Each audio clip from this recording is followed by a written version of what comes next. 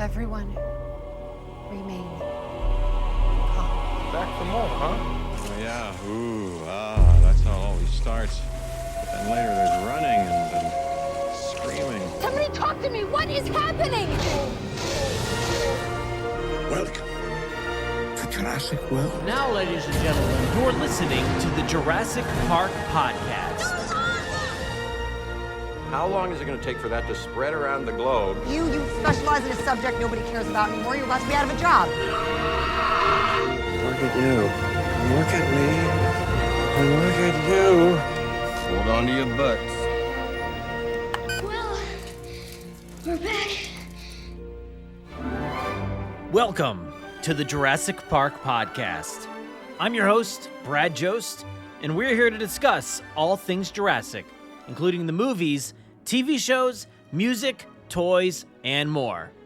In episode 439, Jurassic June continues on, and we dive into some recent news as we get some more info on Jurassic World Evolution 3, and we finally get an update on Jurassic Park Survival, plus a weird Jurassic video game conspiracy going on, and we round it out with an epic movie showing out in Hollywood. And after all that news, we welcome in artist Mark Bell to discuss his official Jurassic artwork, plus how awesome old school Jurassic toys are. And of course, we're going to get his thoughts and feelings on the films and some video game stuff as well. So stay tuned for all of that in another installment of the Visitor Center. Mark has created some really awesome artwork over the years, several of which I have here in the house. So please be sure to check out his awesome work over on his Instagram at Mark Bell Illustration over there. He is a longtime Jurassic Park fan, so please stick around to hear our chat in full. As always, please check out our live streams over on YouTube discussing all of the latest Jurassic news from around the world, typically Wednesday nights at 9 p.m. EST. This past week and this current week, we're going to be showcasing those on Thursdays instead of Wednesdays, just because it's the NBA playoffs, all right? And their games are on Wednesday. So if you have any thoughts on the latest Jurassic news that we talk about on those live streams, please call our voicemail line 732-825-7763. Or you could email your voice memos to JurassicParkPod@gmail.com and let us know all of your thoughts and feelings. We'll play them on any upcoming episode of the Jurassic Mailbag. But it is time, so let's go ahead and dive into a little bit of Jurassic news from around the world.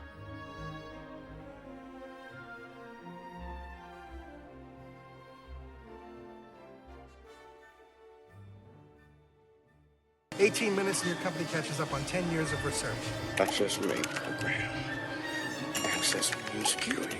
These pictures were taken in hospital in Costa Rica 48 hours ago. I don't want to jump to any conclusions, but look. Boy, I hate being right all the time. Today, I guarantee it. First up here in the news, after a fairly lengthy delay, Frontier finally released some dinosaurs last week in a free update, but this week they've released some new information on a couple of pretty big updates that are going to be coming soon. Let's take a listen. Hello, and welcome to our free update showcase for 1.3. We have a lot of exciting new features and improvements coming to Jurassic World Evolution 3. So let's jump in and take a look. Players have been building and creating some truly stunning parks, and we've been working on a bunch of new improvements for aviaries, so you can take your park designs even further. The all-new Perch Point scenery piece unlocks so much potential when creating your flying enclosures. With these new items, you can build a whole host of unique designs and blueprints for your flying animals to land on. Keep things natural by putting these perch points inside rocks, or build elaborate blueprints outside a viewing gallery for your guests to admire. We're also increasing the maximum height and minimum depth of the terrain in aviaries, meaning you can create truly dynamic landscapes, waterfalls, and cliff faces for your flying species. And to help larger species move around your new designs, pterosaurs are getting improvements to flying and navigation, allowing them to fly above, below, and around your aviary scenery with ease. We also have a returning legacy species coming to the game, the Sciarodactylus family unit. With a new juvenile and adult dimorphism, this pterosaur from the early Cretaceous period will make a great new addition to your improved aviaries. Before we move on to the rest of the free update, we have one more exciting new change coming to aviaries. You'll now be able to give your guests an all-new Cretaceous cruise experience.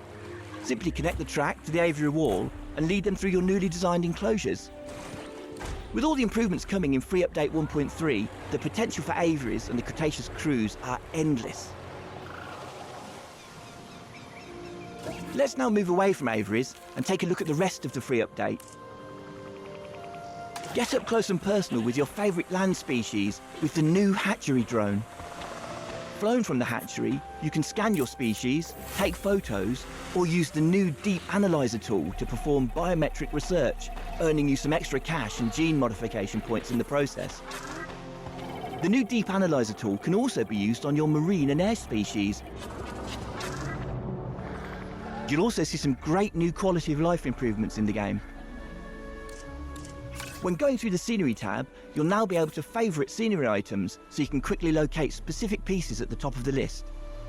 You can see here that we're favouriting some of the updated non-grid wall pieces that will also be coming as part of the free update. Update 1.3 also includes a wealth of new filter options for the blueprints menu, making it quick and easy to find what you're looking for so you can get back to building your park. Sometimes when creating your parks, you might want to illuminate dark spaces such as caves and buildings. Well, we're happy to announce that scenery lights can now be turned on both at night and during the day, giving you more flexibility in your builds. Moving large dinosaurs around your park safely can be a challenge, and we wanted to give you a new way to manage your dinosaurs with a vibrant red handheld flare. Carnivores and armoured herbivores will follow a ranger vehicle with the handheld flare active, while other species will flee from it. But be careful not to introduce more chaos to your parks. So, before we wrap things up, we have one more thing we want to show you coming in the free update in Jurassic World Evolution 3. The Tyrannosaurus Rex will now have semi-aquatic behaviour in free update 1.3. You can now use deep water to make your T-Rex enclosures feel even more immersive, and we can't wait to see how you adapt your parks with this new feature. Thanks for watching, and we look forward to seeing what you create with this free update. So there you have it, some pretty big stuff, interesting stuff to say the least. We've got some new perch points for flying creatures. There's elaborate blueprints, it sounds like, for aviaries, some new design tools and stuff for those cages, plus some new flying abilities within those cages. There is a new Pterodactylus family species added to the game. The Cretaceous cruise is now going to be able to go through the aviary. Lots of tools in there, so that sounds like it's going to be a lot of fun. And there's a new drone tool that's coming. You can fly around your parks, analyze some dinosaurs and whatnot, give you some more opportunities to make money. And there's some new blueprint filters. There's new scenery light tools that allow you to use the lights in different ways, whether it's daytime or nighttime. A new red flare feature or something that allows you to move species around the park. And last but not least, there was that swimming T-Rex update that's going to give you the ability to have your T-Rex have some sort of aquatic features there. Interesting. Let's see. There's a T-Rex swimming. There's like a cat shown off flying around in a new elaborate aviary. And, those two things alone sound very interesting. So let's keep it at that. But there's a new update coming soon. I'm very, very excited about that. You can find out more information about that June 16th update in our show notes.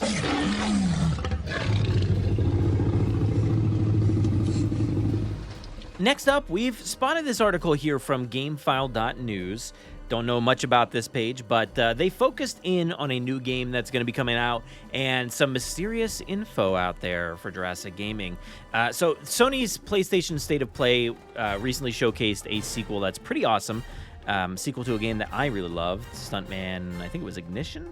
And GameFile said about this, Stuntman Hollywood was a big surprise. It's the first new game in the series since 2007, and in a twist, it features real, recognizable shows and movies. The trailer showed how players will be able to perform stunts based on Miami Vice, Knight Rider, Back to the Future, Fast and Furious, and Death Race.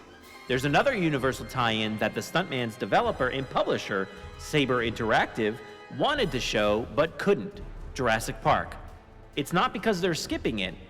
The iconic dinosaur series will also be featured in Stuntman Hollywood, Saber CEO Matt Karch tells GameFile. Saber was not allowed to include it, Karch said, due to an unexpected months-long period of silence around Jurassic Park-related announcements that extended well beyond Saber's game. So I love that information about Stuntman Hollywood. That game sounds like it'll be great. If I get to play as Back to the Future, DeLorean, Fast and Furious cars, Jurassic cars, all that stuff, doing all these stunts, if it's anything like the old games, man, I'm going to be so excited. So that is really cool. And the other thing is not necessarily news, as things have been very quiet around the Jurassic brand recently, with nothing from Saber about survival, nothing from Frontier prior to like a week ago or so with Evolution 3, and the Jurassic social channels have not really been doing much until Jurassic June rolled around, and we reported on this recently regarding Evolution 3 with Frontier finally updating things and saying this: "Greetings, park managers. DIN would like to apologize for the recent loss of communications. This was caused by a Quetzalcoatlus claiming our relay dish as its new nest. We appreciate your patience and can't wait to return to our planned schedule of content." So yeah, I do find it a bit odd that there was a communicated time frame of like radio silence from Universal, and all I can do is really question why. I have no idea otherwise. It really only seemingly was communicated to the games division and not much else, since there's been, plenty around Beyond the Gates and other toy updates. There's been some park stuff going on and more obviously out there. And so yeah, the video game stuff is certainly interesting, and I just don't really understand why they had to have a bit of radio silence during this time period. But the article did wrap things up with an update from Saber on Jurassic Park Survival, with them saying, "Happy to say that JP Survival is very much under active development and is looking very solid," Karch told GameFile. "Both it and the new stuntman," he stressed, "are looking good." So there we have it, a new update on Jurassic Park Survival. It's been a long wait, for sure, and it sounds like everything's at least moving forward on track, I guess, to some extent. It's under active development, and it's looking solid. That's all we got. And hopefully we get some more stuff soon, but until then, for more information, head to the link in our show notes.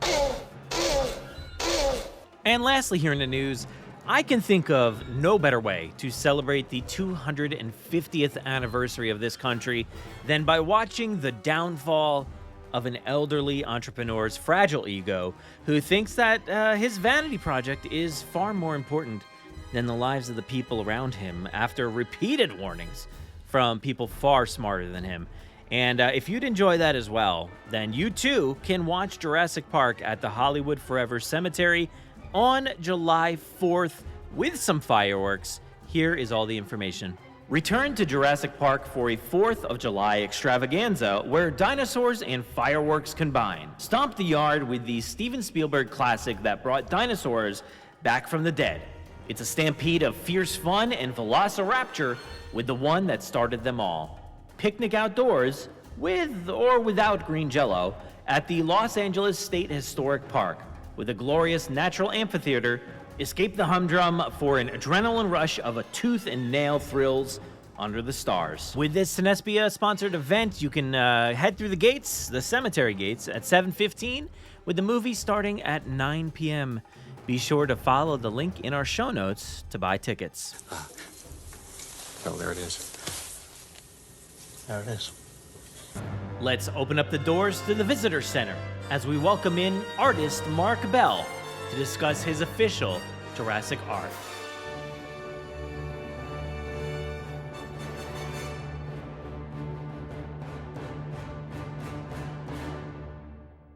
Today we have Mark Bell, an awesome artist who you may have seen recently from his wonderful Barbasol can print and those really cool like Jurassic Park authentic movie art print collections from Vice Press. He's a big Jurassic fan, as I know, and a fellow collector, as you can see behind in the video. So Mark, how you doing? I'm doing good, man. Thanks for having me on. I'm a Jurassic Park fan. I was 8 when I saw it in the cinema. My dad took me. I'm pretty much there. I've been hooked ever since. That Christmas, I got all the toys, which still have a few of them. Yeah, I'm doing good though. Awesome. Yeah. We'll get into all that in just a second, but I have the most important question to ask you right off the bat. It's if you were stuck in a kitchen with the Velociraptor, what would you do, and would you make it out alive? Oh no, I mean, no, I'm quite a big guy. I'm like 6'3", and I'm not Ooh. skinny either. So Okay. I'd be stumbling my way out of that kitchen, and I would probably end up food pretty fast, I think. Yeah. Yeah. I'm not going to be able to like slip into the end counter or anything like that. No, not gonna I happen. would absolutely be dead in this situation. I don't think there's any way I could get out of it. So yeah, I'm not fitting in any cabinets or anything like that. I mean, yeah. So I know they And got also, pretty I'm lucky. clumsy as hell as well. I'm clumsy as hell, so I'd just be knocking things over. Like what the raptor does with his tail, like that would be me. I'd just be doing that before they even got in the room. Yeah, it'd be pretty horrendous. Yeah. I always try to think of these situations and like, would I do okay in them? Like, I don't know. Like I when I was a kid, I was like, okay, I'm Tim. Like, I'm definitely Tim in this scenario. Like, this, why couldn't that have been me? Like in this movie, why didn't they cast me in this movie? But I don't know. I don't know if I would have had the same smarts that they had to get out of some of these situations. You know, it was pretty good on their behalf. Or bravery. I'd just be sitting in like a corner crying, probably. And I certainly didn't know Really any Unix systems or anything like that, so I could not have. I don't know. Maybe at that point, maybe. But no, that was before. I feel like that was before like the height of like AOL computers and doing all that kind of stuff. You know, here at home. So it would have been a bit different. I don't think I would have gotten out of many of these scenarios at all. So, like you said, you got started at a pretty early age. So go ahead, fill us in more on your backstory there. Like, what's your journey been? You know, just learning about Jurassic. Did you read the books? You know, I heard you collect some toys. Like, what's your origin story with the franchise? Yeah, I mean, as I said, I think I saw it June. I just turned 8 when it came out of the cinema. I saw it with my dad, and I was just absolutely hooked. And yeah, got all the toys for that Christmas. I got the T-Rex. I remember just like I had this weird thing when I was a kid where when I was super nervous, I used to like be sick. Yeah. So I just remember like, and it would, however more excited I was, that would like ramp it up even more. So I was sitting there sort of opening, you know, I was getting Grant and I was getting the things, and then there was the big sort of T-Rex which I started to open, and I was just like, off I run. I just remember there's Christmas videos that my dad has where I sort of run off and then come back and like I'm fine after that. But yeah, just that was like magical to me at that age. And I think it was about probably a solid 2 years of solid loving dinosaurs and Jurassic Park, and I got into it. Obviously, the more older I got, the more I got into sort of drawing dinosaurs and that kind of thing. But I still have some original drawings from when I was like 8, like of the T-Rex and the car and all that kind of stuff. And I'd probably say it's high up there on what sort of started me on my sort of art journey, I would say. Definitely just like the dinosaurs and stuff, yeah. That's awesome. So you got into the toys. The T-Rex to me is the best one. I mean, we both got it right behind us. That's awesome. You know, so I have a boxed one over here as well. So. Oh, okay. Is that the original one that you had as a kid, or have you picked up new ones since? Yeah, this is the original. This is the one from when I was a kid. But I have that. But I bought a boxed one as well, just because I like it all to be nice and neat. I mean, that box one's not an easy grab. I mean, that's usually a pretty expensive haul, and so I feel you there. Yeah. I don't like to talk about how much a lot of this stuff has cost me, to be honest with you. No, I know. Everybody stay out of my office. You don't need to see what's in here. It's fine. You don't need to see it. It's embarrassing. But yeah, my Rex, that was my prized possession as a kid. I thank you to Ted Brothers out there. He actually sent me arms for the Rex, and because like I lost the arms, you know, I don't know when, but fairly early on in the first few years of having that Rex. So I see your arms are still intact. It looks like it's in good condition. It still stomps, I think. Actually, I'm pretty Oh sure it my still gosh. stomps. It doesn't roar anymore, but it still stomps. Yeah. So Man, yeah, that's awesome. And you've got the is that a screaming velociraptor right there that I see? yeah, Right? do you know what? I only just picked that up. That's why I have I've got all the figures. We were talking original '93 Kenner, the Series One. I've got Mhm. all the figures. I've got about three of the dinosaurs and then one screaming one. I've still got some that I'm slowly picking them up. I don't want to be spending too much on them, but I want to be picking up really high quality sort of mint condition ones in boxes. So they've all got Yeah. like nice protector I love that sleeves and all that stuff. there's like so many different levels of collecting, right? Like I love your level. Like that I wish I could have that kind of like attention to detail. Like I have a few things in boxes like that I'm like, "Oh, this would be cool to keep in a box." I you can't even see it on my video, but down here I've got some old like Ghostbusters toys and things. But yeah, Jurassic I've never really like gotten into collecting like boxed items, and I do have like there's like the San Diego Comic-Con Lost World T-Rex over there that I kept in the box. But like Yeah. that's about it. But I love that style. Like that honestly, the art style, like how it looks in the box, like it's kind of unmatched to me. Like that orange or red and kind of fading into the black with the trees and specifically like the Jurassic logo, the cards, like everything about it is just an iconic look. It's unmatched, I It's feel like. 100%. Like it brings me so much nostalgia and like such joy just to have these on my shelf. To be honest with you, and like you know what, I don't think I could have put my original childhood ones because like I was quite and like had big imagination as a kid, so I like drew like ink all over the faces of the figures and stuff from like Yeah. the spitters and as we do. So yeah, I can't show the original ones because they're all just destroyed and battered. But yeah, Yeah. I it's I nothing have nice about the I Dean think it stuff. might be I think it might be back there, but I have a Muldoon that we like literally just put onto the treadmill as it was moving. And like his face is kind of like just missing like so like we Melted off. that's the good thing though. We played with them. We made sure that they were well loved and I watch like Toy Story now and I'm like that's how I feel about my Jurassic toys and stuff. Even though Toy Story was at Yeah, that good age as well for us, but like the Jurassic toys, like I was actually thinking about it because we started rewatching Toy Story, because the new movies coming up, so we're watching them like 1 week at a time, leading up to the new film, and I was like, I wonder why like those toys. I didn't have any of them. I had like maybe like some McDonald's or Burger King or something like that, but like I didn't have like all like the you would think as a kid that age like I would have all of those toys. And I was thinking about it. I was like, oh, I'm pretty sure it was just that Jurassic was too like steady in my rotation, and I didn't really get out of that at all. I think I just stayed with Jurassic the whole time.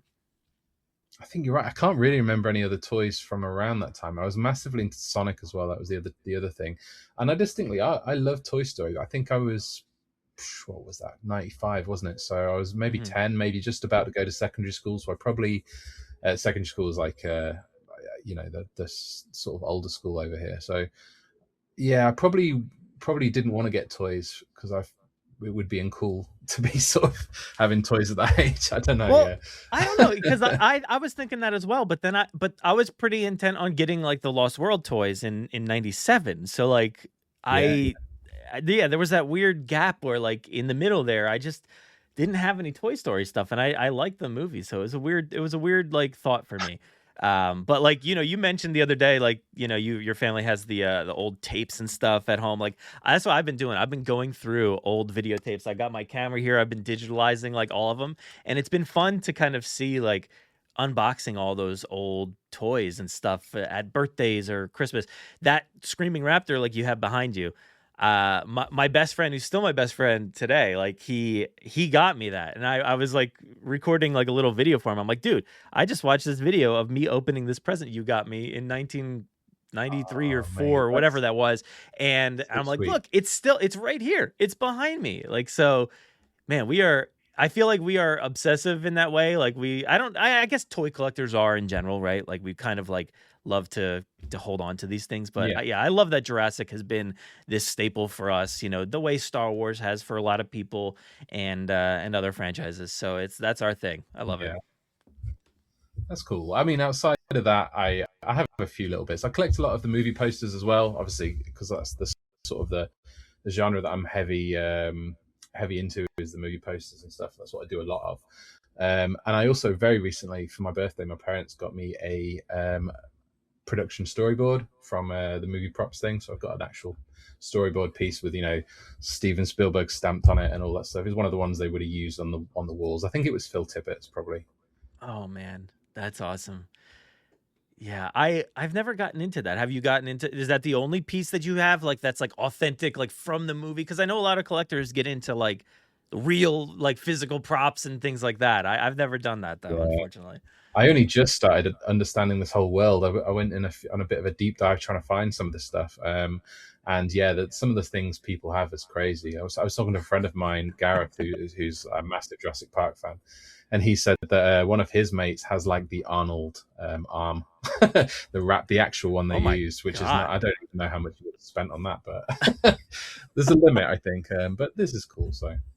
Jeez, wow, that's wild. So do you remember like because I know it's like hard. We're getting up there, right? Like it's kind of hard to remember. Do you remember that first experience? I know you said you went to go see it when you were 8, right? So like, do you remember stepping into that theater, coming out of it? Because I don't, unfortunately. I don't really remember I don't remember sort of the whole experience. I just remember like parts of the film that stuck with me, like the kitchen scene. I really, really remember when the T-Rex first breaks out. And you know what? I remember when watching it on VHS, probably a year and a half later, because that's how long it took to sort of appear on VHS back in the day.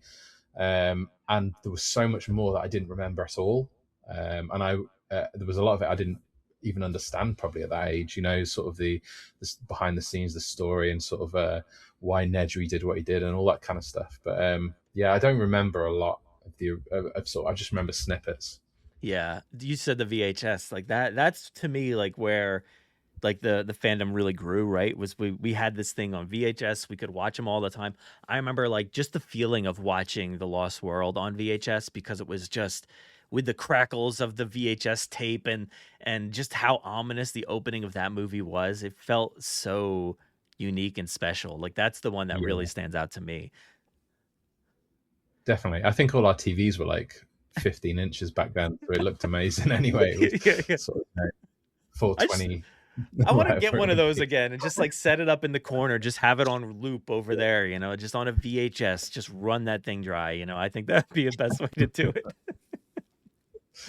No, cool. So have since we're on the toy topic a bit, do you collect any of the newer items, or have you mostly been just sticking with the past items? Do I've primarily been sticking with the Series 1 Kenner stuff. That's literally toy-wise, that's what I've been collecting. I have a few other little bits that are just sort of bits that I've got. My kid's 4, so she's into dinosaurs as well, obviously, because I just push her into it. Yep, can't help it. But yeah, so but I've got some other bits that she just plays with. That's sort of like some of the smaller cars, like the Matchbox ones. And stuff like that. They're just sort of from random. I think I've got a Lost World one, like a little Matchbox one, and some of the little bits and bobs, but nothing that I sort of collect really. And I wouldn't call myself a toy collector really either. I don't really have much other stuff in terms of like Star Wars or Ghostbusters or any of the other classic sort of stuff. It's just I wanted to fill a shelf with this like original Kenner stuff because, like you sort of said, the packaging makes me really happy and like sort of inspired me. Yeah, I know that box art is just it's the best. And I honestly like not even just the visual style of like the trees in the background, like the actual like artwork that they had. I'm sure that had to like really spark something in you to kind of like, man, I want to create like I want to see toys like go in this direction and like dinosaurs attacking from this way, because like between those and like the commercials that they had, like that was the best. That was just the best feeling, like that 90s feeling. Those commercials, the box art, it's the best. I was a really, really big fan of the sort of the collector cards that you got. I did when I did the set of the Barbasol can for Vice Press, a gallery in the UK. I also at the same time released a set of comics, which were a bit of an homage to like the to all the little Kenner paintings. The guy whose name evades me right now, unfortunately, I have looked into him as well. He's a really cool artist. I love all the painting stuff and like the story behind them, because obviously they look nothing like the actors, and also they have nothing to do with the film in any way, which I really love. They're just sort of silly scenes that the guys made up, and that's sort of brilliant. It sparked my imagination at that age. Yeah, we actually did have I don't know, he did a lot of the box arts and things like that. It was Larry Selman.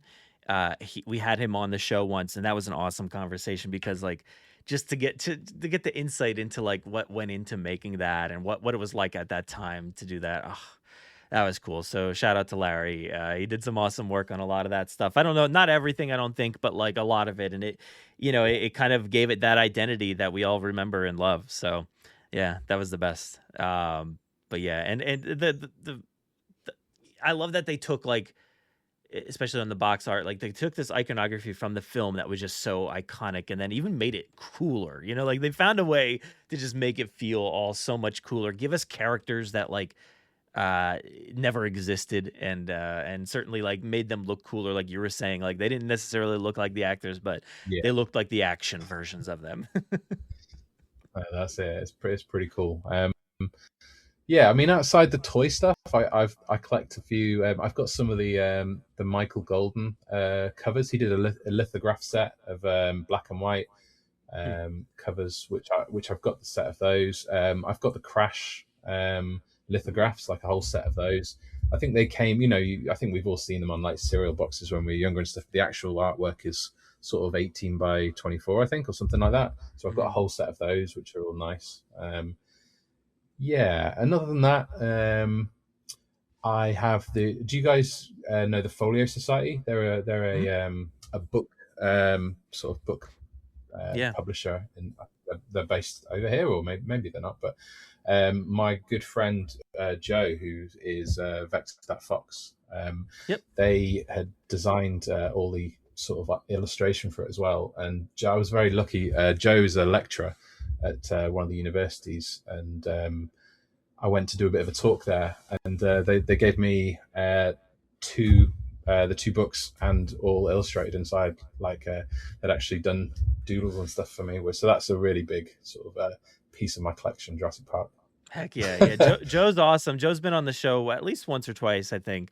And yeah, that artwork was very cool as well. And I think I have them in the other room there. So those are awesome. I want to see more stuff like that. That is so cool.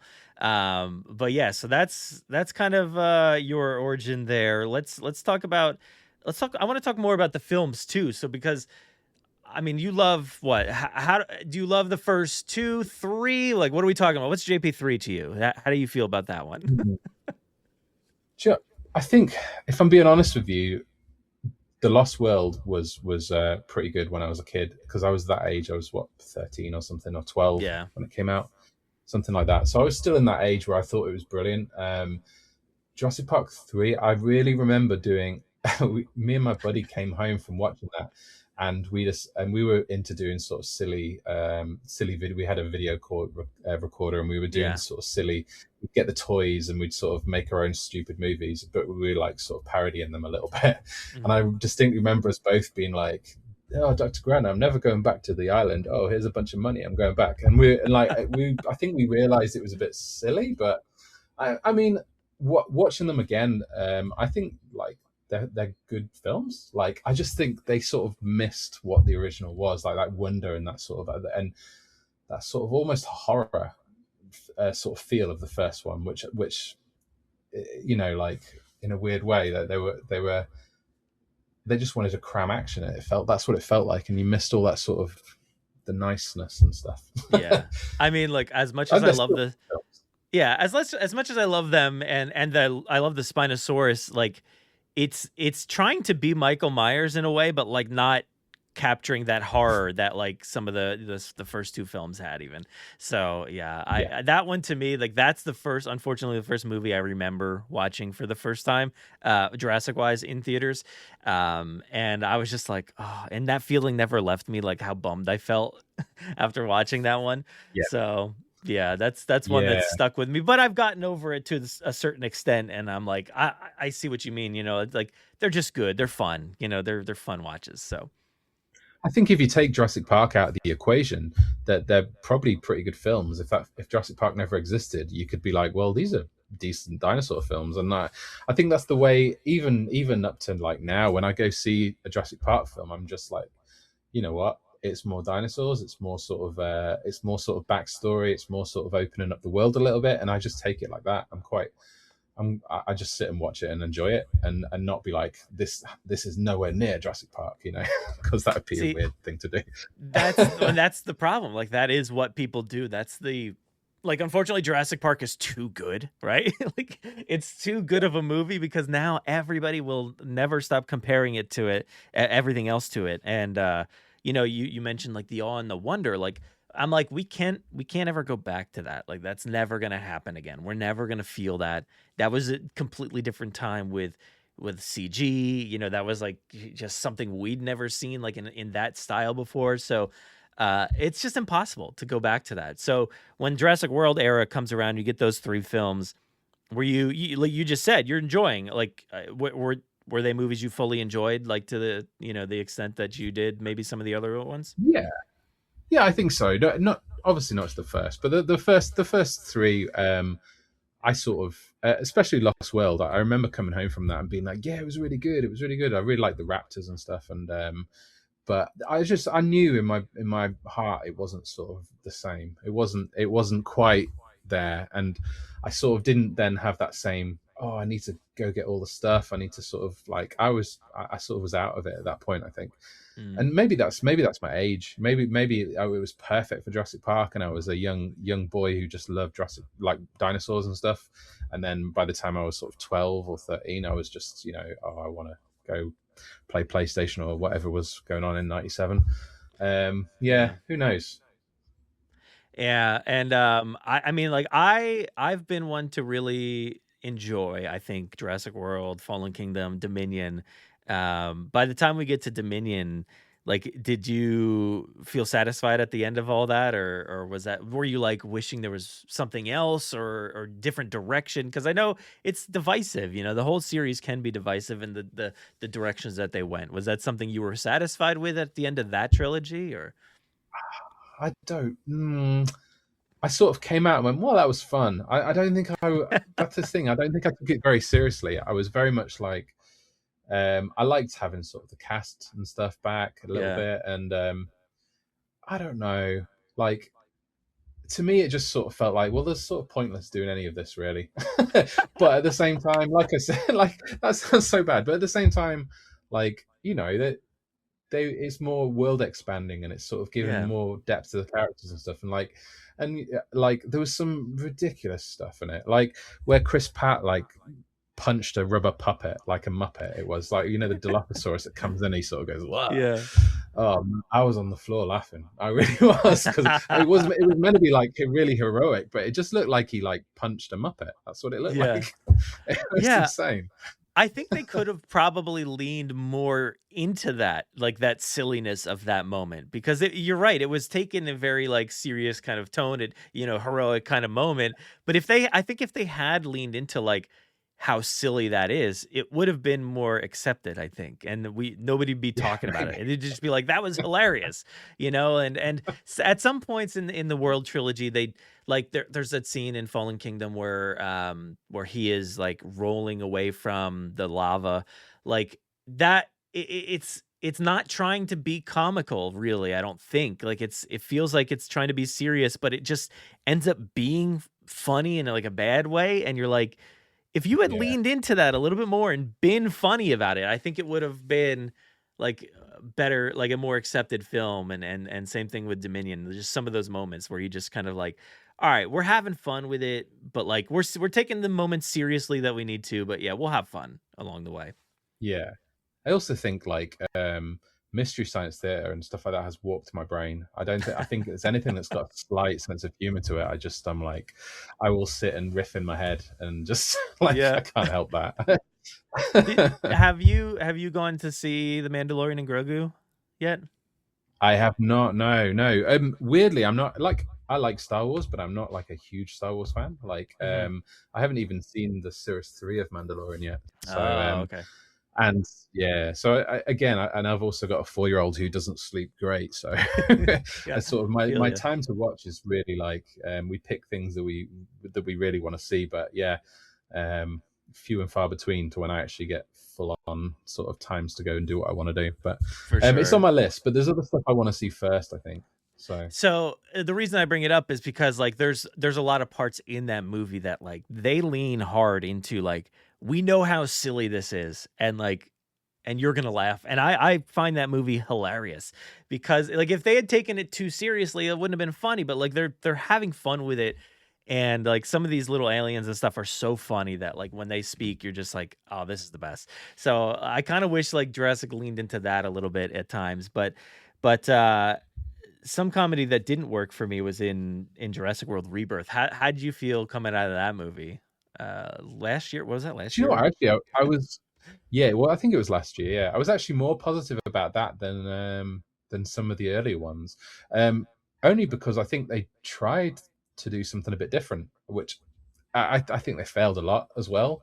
But I was quite. I've not come on here to rip on the franchise, man. But well, that's what we end up doing because like it's hard. You talk about the things you love, but then sometimes you just go down these roads of like, I didn't like this thing, and you're now at the end of it, you're like, oh, I really do like these things. I swear. Yeah. Do you know what? There was some really cool. I really loved the T-Rex in the river chase because I feel like that's obviously missing from Jurassic Park anyway. I feel like that should have been in there as per the book. So I feel they did that really well. There were some bits that were really good, really exciting. And I sort of weirdly liked those weird mutated velociraptors in a weird way. I sort of liked them. I thought they would look really cool. That weird Distortus, big bulky head fella, he was weird. I don't know about him. Yeah. I don't know. Yeah. I feel like every single franchise or every single film they've sort of gone, right, well, we've done a DNA cloning of this and made it even scarier, and then we've made it even scarier, and now we've done this, and we're like, what can we do? And you're just like, oh, just give him a massive head or something, an extra arms. Well, it sounds like based off of like how much time they had and everything, it was like maybe it was like that. It's just like, just give him a big head. I don't know. Like, there's not like, because we don't have enough time for this. We got to turn this movie around really quick. Yeah. I feel like from what I've seen of the upcoming game, I feel like that's something they should explore more. You know, like someone left behind in the 93 sort of film, and like how they deal with all that. I don't know. I feel like that's something they should weave their way through, which obviously they're going to do that with the game, hopefully. But I feel like there's still some unexplored stuff there as well. Maybe even prequel stuff would be really cool. You know, like the building of it and stuff, and like I don't know. That's where we need like awesome art. Yeah, that's where we need the awesome art to come in and be like, oh, this is what it would have looked like in the prequel era, or in between JP3 and Jurassic World. Like that's the kind of stuff we need to see. But yeah, you're right. I think like if that video game explores like anything, like I'm hoping, we haven't heard anything really from it in a while as of this recording, and I would love that. I would love to think that they are like taking their time now. They maybe realized how excited people would be to explore the island, and they're like, all right, we actually have to go deep into like giving them all of these areas to explore, maybe giving them some deeper context to Rebirth or something like that. Like, because if they just kind of sidestep all of the Rebirth stuff, it's gonna feel weird. I feel like at least during the Jurassic World trilogy era, they had obviously the evolution games. There were some little tidbits in there that would make you think and make you wonder like what's going on behind the scenes. There was the Aftermath like VR game that did some of that as well. Like they tied like Dr. Wu to certain things, and that was nice to see. So I'm hoping we get some of that in this video game as well. Are you a gamer? Are you somebody who like actually plays a bit or yeah, I'm a gamer as well. Me and my wife are massively into Jurassic World Evolution 3 at the moment, just building parks and sort of. She's not a gamer at all, really, but she really likes to sit with me while I build stuff. And she's like, "You put it over there, put this." Like she's the managing director, and I'm just the person that controls it, I think. But my kid gets involved as well. Like she likes naming the dinosaurs particularly, so she sort of like we had a what are the ones that are with the big old spiky fingers? What they call Therizinosaurus. Therizinosaurus, that's the one. Yeah, like she named a bunch of them, and it was like Spiky George and Spiky Greg and stuff like that. It was really silly, but I was laughing my head off. That's amazing. So with your daughter, like you know, being that young, have you introduced anything to her outside of like or just with the films or anything? Or she has a full set of, well, not full set, but like all the figures from Kenner. I bought a secondary set because she specifically wanted to play with them. And I was like, well, you're not touching these. And I just bought a sort of secondhand lot of ones she could play with. I've shown her a few scenes because she is excited about dinosaurs. She has a lot of books, and at school they talk about dinosaurs a lot. So she has her favorite dinosaurs and things. So I've shown her some scenes that are not scary because she's 4. I don't want to, and I want that to. The weird dad in me, I want that to be a moment when, you know, she's around 8 or 7 or 8, and she can actually deal with Jurassic Park. I want to be sitting down and being like, here we go, let's watch this. It's my favorite film of all time. What do you think of it? Rather than just like sort of ruin it for her while she's like 5 and scared out of her mind or something. So I showed her the Brachiosaurus scene, a little bit the T-Rex, but I didn't want it to go so, you know, just you know, that sort of stuff.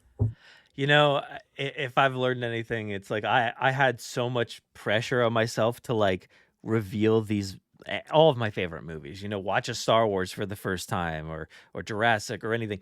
There's so much pressure involved in like revealing these to your kids, and I'm like, man, if they don't like them, like that's gonna stink. Like that's gonna be the worst. I've shown them Jurassic, and they like them and they're into them, but like not like. They're not playing with toys all the time. Like I've got boxes of dinosaur toys that they can play with, and they don't really play with them at all. Like I don't know, I haven't been able to like get them into like the films like I was. I mean, you know, you had said like show them at the right time, and my son, he's seen them before the latest movie, but like the latest movie, he was the same age. He was 7. Yeah, he was 7. I think he was 7. When he saw, wow, yeah, no, he's 8 now, so he would have been 8. Yeah, I think he was 8.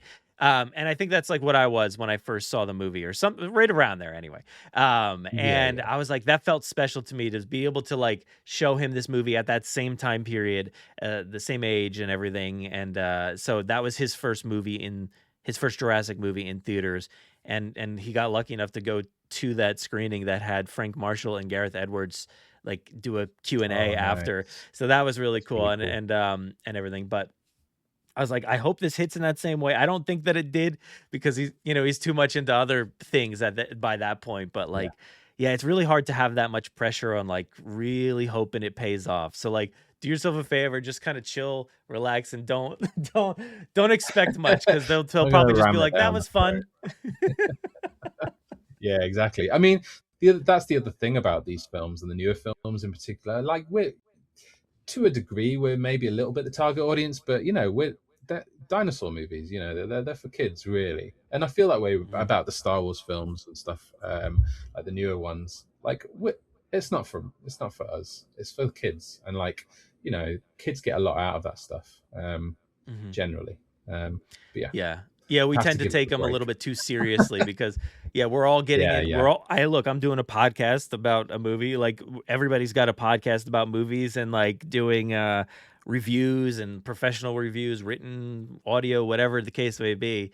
We all take it a little bit too seriously sometimes. So sometimes it's good to just be like that and say, hey, well, George Lucas made those for kids, and he would still say that, you know, they should just be for kids or whatever. Andor is awesome. Don't get me wrong. That show is fantastic, but like, that's not for kids at all. And it's still Star Wars, but like, it's still enjoyable, but not in that fun way that Star Wars is. So Jurassic, it's a family. And I know people are like, I want to see the R-rated Jurassic. Where is it? And I'm like, it's not. I mean, like that would be interesting for maybe like HBO miniseries, but like that's not what this franchise is. And I know that's what the book Yeah. was, but like we don't need to do that in film, at least I don't think. I don't know, maybe one day we'll get a R-rated Jurassic, but that's why we have movies. I don't know what the rating is on the End of Oak Street or whatever that movie's called, like, but maybe that's where we get those kind of movies where people get ripped to shreds and like you see that stuff. I don't know. Yeah. Yeah, you'll have to at least start to dive into like Camp Cretaceous and Chaos Theory, coming up probably sometime soon with your daughter. Yeah, There, I so. think so. I've been eagerly sort of eyeing it, but again, she's 4, so I think the most we've done is sort of K-pop Demon Hunter sort of stuff at the moment, which I love as well. I'm not going to. Yeah, it's awesome. Yeah, and you've done some art for that, right? So let's talk about your art a little bit more too. So I actually I found it funny the other day. I was like scrolling through your profile here, and I was like, oh, I didn't even realize. I forgot that I already had like some of your art on my wall. The Beetlejuice print that you did. Oh, really? I yeah. actually have that one because I'm a huge Beetlejuice fan, and that's like talk about like probably movies you saw too young. Like that's certainly one that I definitely saw too young, but like it's one of my favorites. I've got a bunch of Beetlejuice stuff actually sitting right over here. Where this is. Such a good I love that art, dude. That is an awesome one. I picked that one up. It's so I've got my TV set up. It's big screen and everything, some surround sound, but I've got like 4 posters surrounding it. There's like Beetlejuice, that one.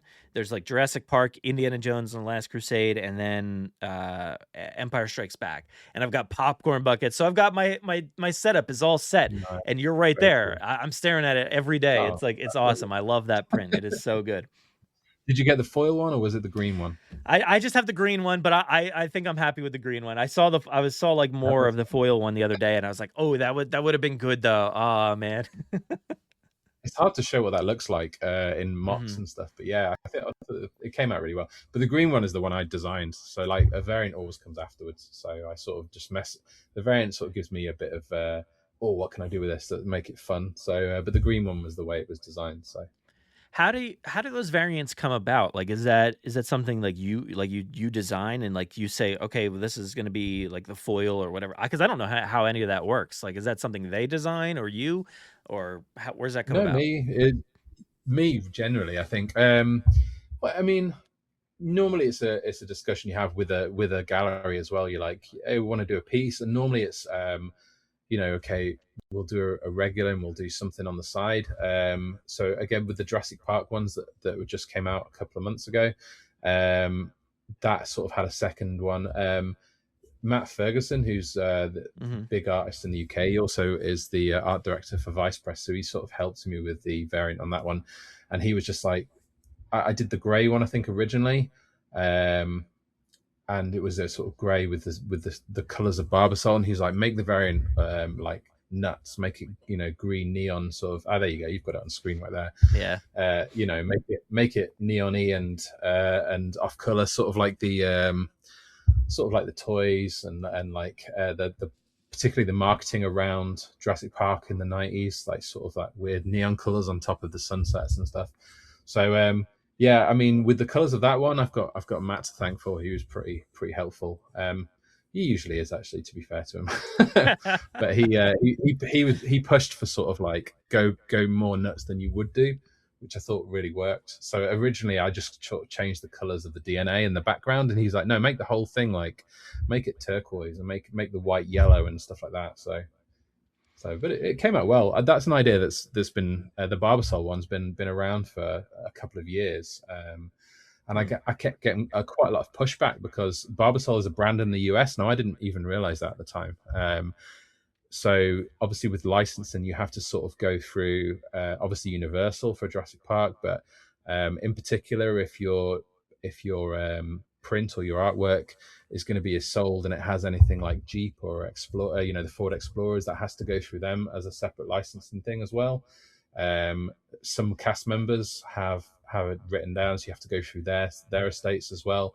And Barbasol, so I actually wrote to Barbasol separately and was like, look, I want to do this ideas, but all the galleries keep telling me I can't do it because you know, it's got a big old Barbasol can on it. Can I do it? And they're actually kind enough to just be like, yeah, just do it. Wow. We got our lawyers to say yes, it's okay. So I then forwarded that on to the gallery, to Vice Press, and yeah, I think they were like, yeah, you can do it, but just can you send us like 10? I think that was pretty cool. So yeah. That's awesome. Now, yeah, this one, it's so incredible, you know, just to be able to have the Barbasol can, but also like the little canisters inside, like with the DNA floating, like the strand floating around, the different sequences on the can itself. I struggled when I got the email initially. I guess I had like looked at the website. I was like, oof, which one do I want to get? I mean, I get these emails all the time, right? Like I feel like whether it's one of these like press companies, like I'm like, oh, there's too many pieces of art out there. I don't know what to get. So I saw this though, and I'm like, yeah, I got to get this one. And when I actually opened it and I saw the variant, I'm like, oh my God, this is a very, very difficult choice. Like because like the original, you want that original look of the Barbasol can too, but the background and the variant color of the Barbasol can, I was like, I had to go with the variant. So I went with the variant because it just, Nice. like you said, it kind of spoke to like the old collecting style of the boxes and everything. Like it kind of looked like that to me. It's got the red going into the yellow into the trees. It worked so well. So I went with the variant, and I've got it right over there. I did not. I think I've got a frame coming in the next day or so. But yeah, I'm super excited to get one framed up. Awkward sized. It's like 12 by 36, so it's quite big and quite thin. So yeah, you have to get. I feel like I'm used to it at this point. Like there's been a handful of like prints that I've gotten that have been that. So actually, I think there's one right up above me there. Star Wars one. I've got one over there for The Last of Us featuring a dinosaur, and so it's an awkward size, but like it works so well in like certain locations. So that's why it is a good one to have, a good size to have. But yeah, I love that print so much. So thank you, because it's very cool. And yeah, I love that. So when you're coming up with this design, like, did you think like, all right, I want to put those 3 sequences in there, like, or how was that to come up with? Did you have other ideas when it came to that? Oh, dude, the whole thing was about, as I said, about 2 years in development, because I also the thing with working with particularly Matt from Vice Press is he's very particular about what he thinks looks good, which is, and he's a massive artist over here in the UK. So generally his advice is always good. So, and I just kept pitching ideas, and he was like, this is cool, but you know what? Like, and I think it was like amalgamation, different things. But the actual Barbasol itself, I always wanted to have something going on in the stripes, because obviously then it's just otherwise it's just a picture of the can, which is sort of a bit boring. But, and I was like, well, I'll do the predators from the film, because originally I wanted to do the Barbasol, the white stripes, to have like sort of the herbivores in there and stuff, but it didn't really fit, and the stripes are thinner, so it didn't look cool. So yeah, I just went with the sort of predators, the main sort of predators from the film, and those sort of iconic scenes in there. Yeah, that was always pretty. It was in the rough, and I don't think it even really deviated that much. It was pretty much those scenes in that order. Yeah, from the rough. Yeah, I mean it's awesome. But you also did at that same time. You came out with these. How big are they? They're what are they? Does it say it right here? They're quite small. They're A5 or A6, I believe. A5. So that would be something like 6 by 8 or something like that. They're more like bigger than postcards, but not that big. If you know what I mean? Yeah. Sort of A5 sized. So I think these are awesome as well. Like they're really cool. Like I feel like Jurassic fans are kind of obsessed with this card style. You know, I think when we were trying to mess around with like, all right, what's a video stream gonna look like here for the podcast? You know, friend of the show and contributor Aaron Beyer was like, oh, maybe I'll make like the boxes that we're in look like that. And so I have like variants where like it looks like that. So that's just such an iconic look and vibe. So you really captured like what it was like to kind of unbox those cards and just like have them in our collections. I've got, you know, booklets of them over there and stuff. So this was cool. And I like, you know, hey, you're getting the raptor on top of the fence. Like not a sequence we saw necessarily, but like that's awesome. I like getting like different views of stuff from the film too. That's very cool. That, like I said, that's sort of the idea behind the original Kenner cards was like bits and bobs that were not in the film at all, but they sort of like the artist was like, oh, this could have happened at some point. I tried to have that a little bit, but obviously when you're working with an official license, you have to sort of stick within the realm, and particularly in the wording as well. That was quite a we went backwards and forwards with loads of different wordings for all this sort of thing. The prehistoric paradise one, that was originally what have you got in there, King Kong, but obviously King Kong you can't really use. So there was a whole lot of different stuff like that you have to sort of come to an agreement. I think they were pretty open with a lot of the ideas and what we could get away with, but then at some points they were like, well, you need to sort of use specific things and wordage from the film, or wordage that we can use and is acceptable, sort of thing. So it was kind of cool. I always like that thing, that sort of backwards and forwards, seeing what we can get away with. So did you go through like a bunch of iterations? Like, because you've got 6 here. Is that all there? Is there just the 6? There is the 6. There was a 7th, but I got it was the visitor center scene, and it was sort of there was, when I got it back, there was so many amendments to all the figures, and I think we were running out of time, so I think we just kept it with the 6. But yeah, I mean, they were pretty they were all taken from ideas that I had that didn't really make a full poster, particularly like the Brachiosaurus scene and the car in the tree. Early like roughs of those actually had like the Jurassic Park skull in that scene somewhere, so you can still sort of see it a little bit with the Brachiosaurus with the trees in the right hand side. You can see the bottom of the teeth and the clouds made up the rest, but I sort of took those elements away because it was just a bit sort of me just trying to fit it in, really. But yeah, I mean, it was an interesting one. A lot of those sort of went backwards and forwards with Matt as well, and Matt was like, well, you know what, this is cool, but I don't think it's a full poster, or like will that particularly sell? You want to make it more, grandeur, and like what can you do? Yeah, it was really cool. It was a lot of backwards and forwards. First with Vice Press, and then obviously with Universal. Universal got to the stage where it was like, raise the chin here, raise the eye, all that sort of stuff. You go. I think I did a couple of amends with those, particularly with the T-Rex and the Raptor. They want their models to look how they want, which is cool.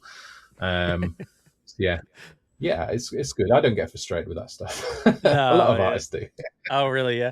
So, like, because I don't know how this process works, right? Like, so is this something that Vice Press or a similar company is like, hey, we want to have a Jurassic print, and then they go and find somebody, or do you like pitch an idea to them and say, hey, like, should we do this? Like, where does the inception of the entire process start?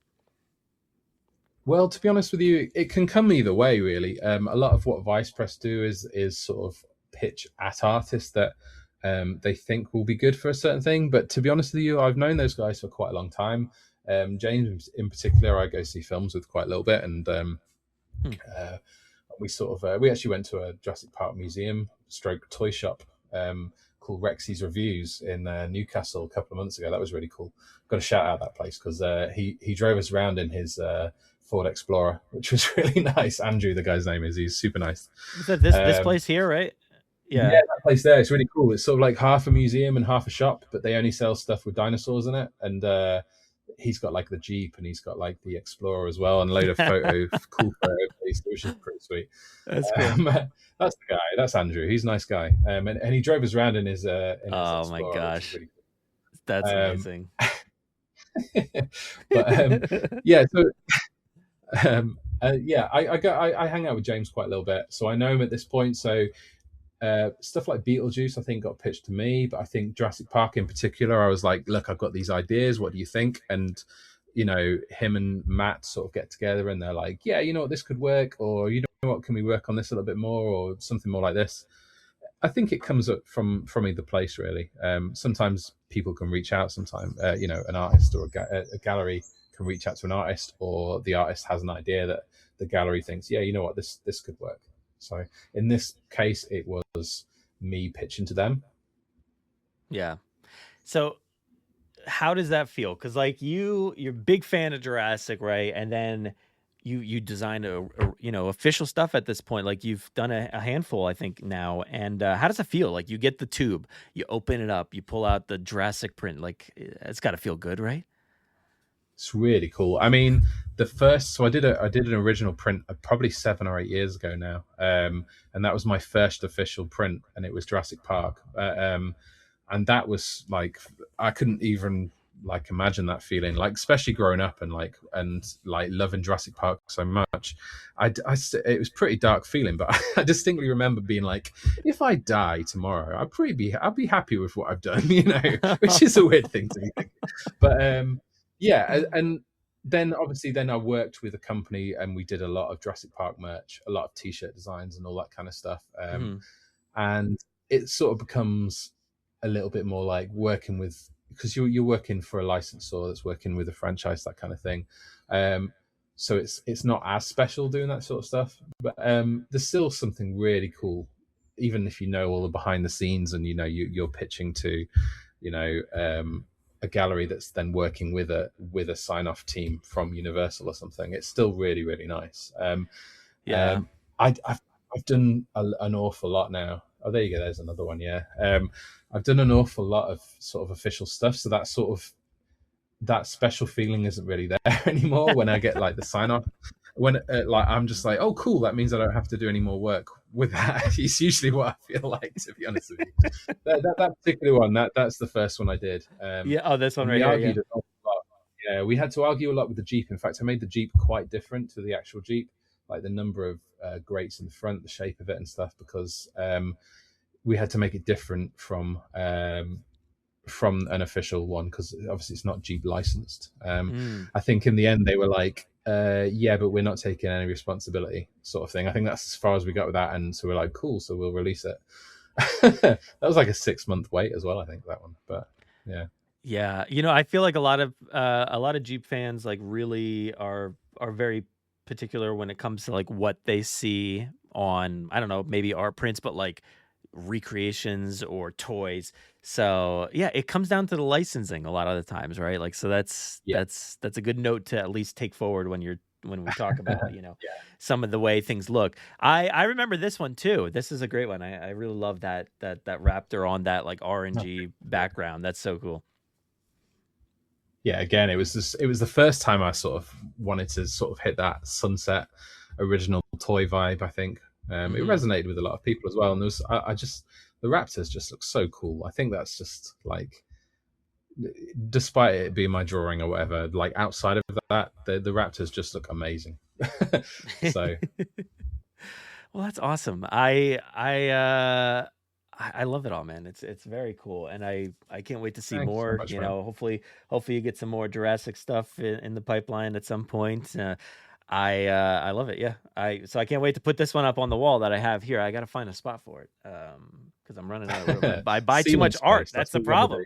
Ceiling, yes, I buy too much art. I mean, that's a good problem to have, I guess, but I need to find somewhere quick. But yeah, I want to ask you one set of questions left here before we get out of here. So it's a fun little game. It's a rapid fire, so 60 seconds, and all you have to do is just kind of give me an answer, yes or no, or a slight insight into how you feel. And I think we'll actually get a good vibe of like, okay, this is what he feels about the franchise. So, all right. Okay. I've got a big list. I'm not sure where I'm going to start, but let's skip around and find out. All right, here we go. 3, 2, 1, go. All right. Park or world? Park. Grant or Dr. Henry Loomis? Oh, Grant. Alan Grant or Ian Malcolm? That's Grant. I'm still a Grant guy. All right, Sarah Harding or Ellie Sattler? Ellie Sattler. Novel or film? I feel like that's easy. Come on. Yeah, film. Although the novel is amazing. So. Yes. All right. Which film raptor is the best?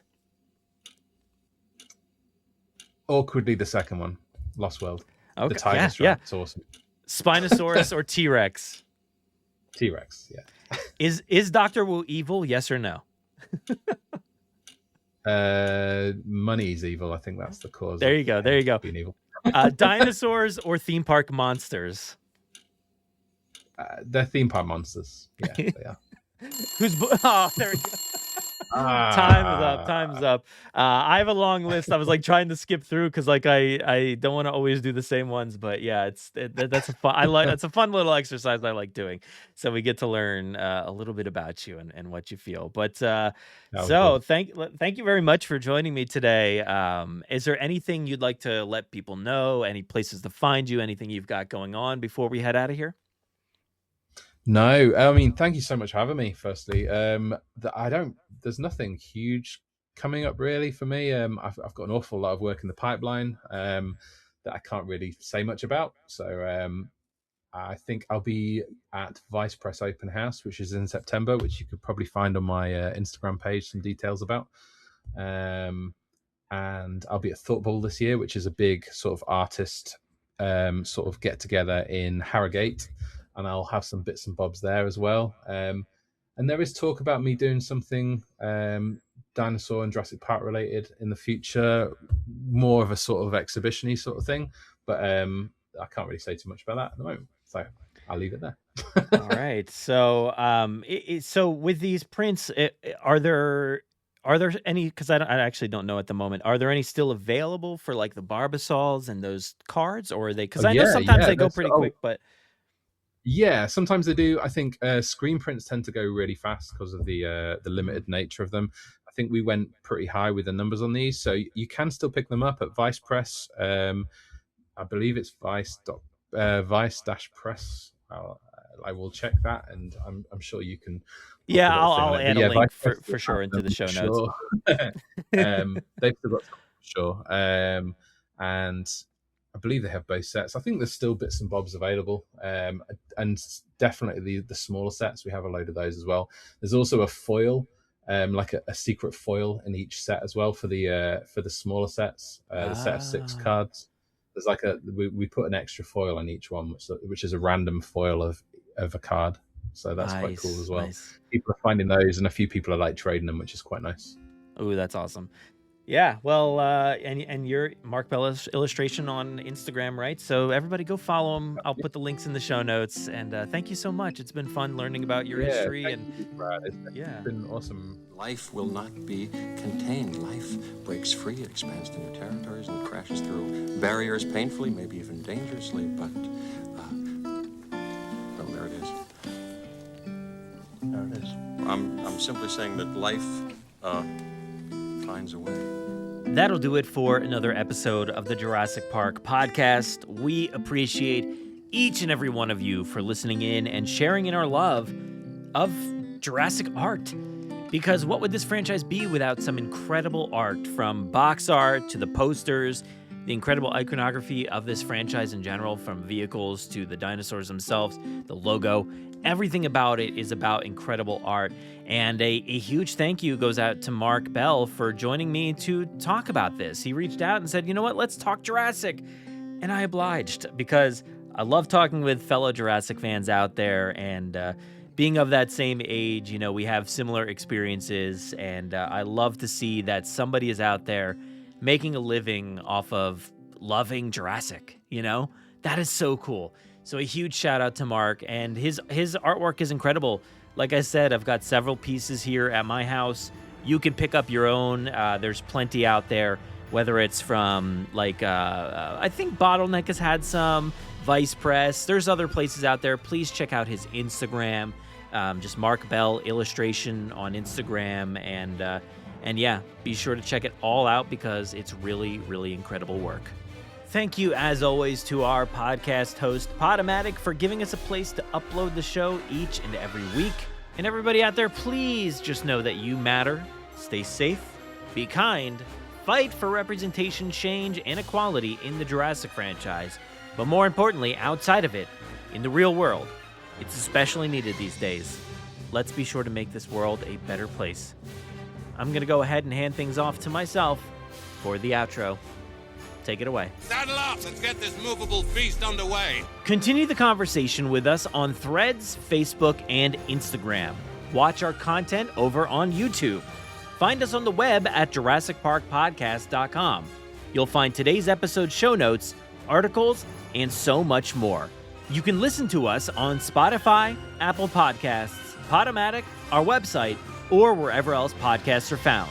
So be sure to follow along and share with your friends, family, and fellow Jurassic fans. If you haven't already, please leave us a 5-star review on Apple Podcasts and Spotify. We will read your Apple reviews at the end of most episodes, so please be sure to spare no expense. Don't miss our Wednesday night live streams on our YouTube channel. If you want to get a hold of us, you can fill out the contact form on our website or send emails and MP3s to JurassicParkPod@gmail.com. Feel free to call our voicemail line at any time to leave us a message or just say hi. That number is 732-825-7763.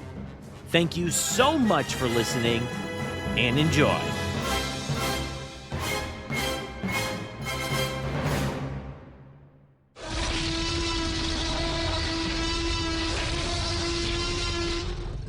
Five minutes. Drop what you're doing and leave now.